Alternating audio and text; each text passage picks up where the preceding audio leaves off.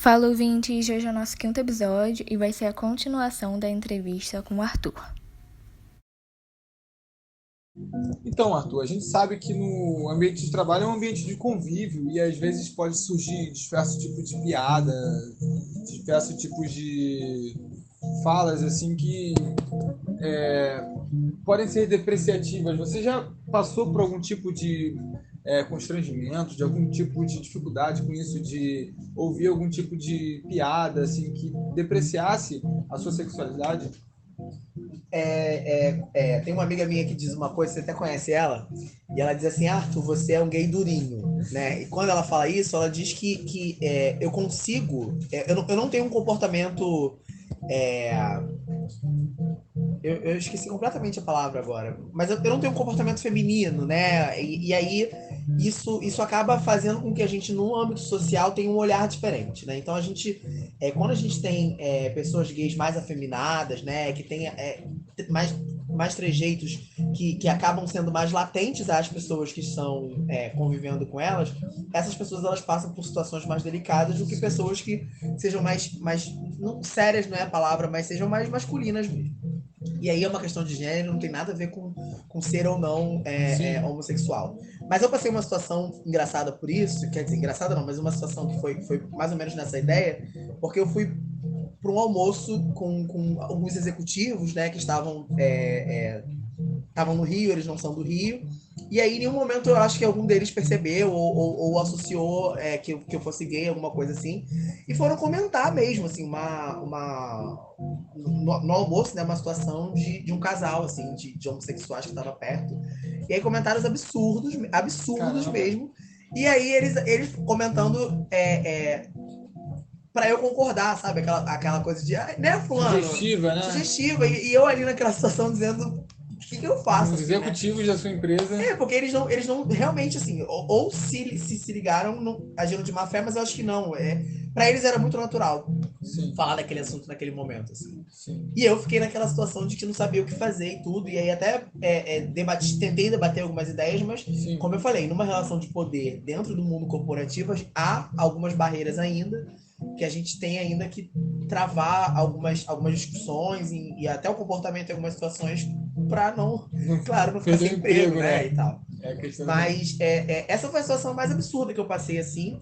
Mas é claro que na rua já ouvi muitos comentários e Sim, tudo. Mas dentro do trabalho, essa foi a situação mais absurda. Geralmente, quando as pessoas elas reconhecem que você é gay, enfim, elas ou já sabem, elas tentam também se polir de algumas sim, coisas para que não haja essa barreira. E foi o que a gente falou agora há pouco, né? Ninguém quer ser cancelado assim, né? sim, Hoje, com a internet, a gente jogou na internet para discutir essa situação. De repente, isso é falado sim, no Brasil inteiro e no mundo. E essas pessoas, elas também tomam esse cuidado para não sim. serem Pra expostas não a um ser, exatamente. cancelamento em massa. Hoje em dia, o medo da galera de... Pois é. E até no ambiente corporativo, né? Hoje a Sim, gente tem muitos RHs de empresas, né, que já estão adaptados para isso. A gente tem o caso da Nubank, né, que teve a fala infeliz lá da Roda CEO da Viva. Nubank, da Roda É, Viva, que ela dizia que não poderia contratar pessoas negras para não nivelar por baixo. E aí sim, depois ela teve que fazer uma série de ações afirmativas a sim, pessoas negras e tudo.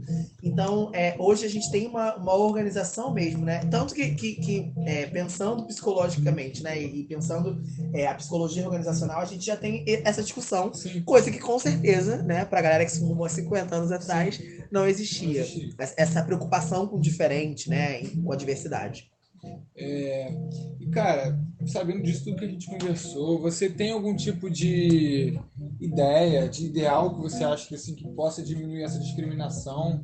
Algum tipo de ações afirmativas que uma empresa pode fazer? Ou então que algum tipo de política pública para transformar isso no mundo corporativo, isso no mercado de trabalho, seja ele qual for? Primeiro, eu acho que é importante a gente pensar que, e aí eu vou ser mais generalista nesse momento, dizendo que a gente precisa discriminar ações discriminatórias a pessoas de gêneros, enfim, Sim, por mais diversos que eles sejam. E para a gente fazer isso, a gente precisa entender que nessa relação de gênero, por ser uma relação de relação social mesmo, né, de inter-relação social, a gente precisa entender que nas relações sociais há relação de poder, né? sim, Então como que esses gêneros eles foram construídos dessa maneira quem ditou o que é ser masculino, o que é ser feminino, né? Quais são os papéis hoje atribuídos para homens e para mulheres e como que esses papéis eles falam de abismos sociais, como que esses papéis eles reafirmam Sim. preconceitos, como que esses papéis eles são discriminatórios. Então, acho que primeiro a gente precisa refletir sobre isso e aí ressignificar esses papéis, né? Por que ser um homem ser, às vezes, violento, agressivo, incisivo? Por que ser uma mulher é ser ultrassensível, submissa, né? E comportada, recatada? E o que isso fala sobre esses lugares de papel social para debater gênero. E por que eu tô falando disso? Porque a gente tem hoje processos seletivos nas empresas que são voltados a essa estrutura social, majoritariamente. Então, é claro que você não conhece uma pessoa numa entrevista de emprego que dura 40 minutos, dura 30 minutos. Você vai ali buscar, né, no contato com aquela pessoa, alguns indícios, né, que te levem a acreditar que essa pessoa ela vai atender às tuas demandas profissionais. E você vai fazer uma leitura de currículo, né?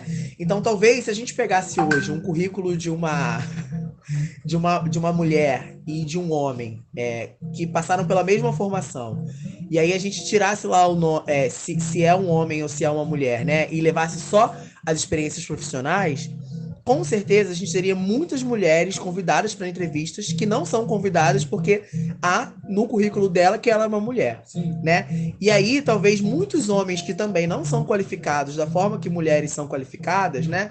Talvez também não passassem pelo processo seletivo, mas passam porque são homens, né? E pessoas gays mais ainda. Sim. Então, infelizmente, no âmbito profissional, quando a gente vai para entrevista presencial, que foi o que a gente falou aqui, que graças a Deus comigo não aconteceu, mas há isso, né? Da pessoa perceber uma maior exposição de trejeito, uma fala mais afeminada, né? Um comportamento mais fluido mesmo.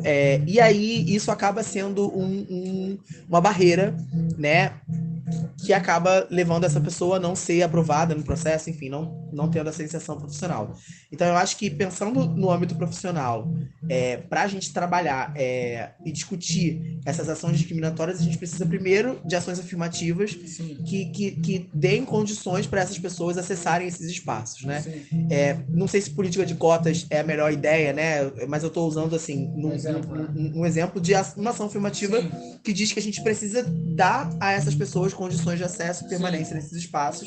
Então, eu acho que é importante a gente pensar nisso e principalmente de ressignificar esses papéis sociais, pensando até que ponto esses papéis sociais falam sobre as pessoas e por que esses papéis sociais ainda são critérios de seleção em alguns processos. Então, eu acho que a gente precisa ressignificar esses lugares e repensar mesmo quem são essas pessoas que fazem esses processos, né? Como que essas empresas se organizam, quem são as pessoas que estão na cabeça do mundo corporativo e por que ainda há essa ideia, né, ainda um pouco atrasada e retrógrada de que pessoas gays, mulheres, pessoas negras ainda não podem corresponder a determinados cargos e lugares porque elas são pessoas negras, gays e mulheres. Eu acho que a gente precisa discutir isso cada vez mais. Arthur, incrível sua fala. Muito obrigado pela tua presença aqui hoje, pela tua disponibilidade.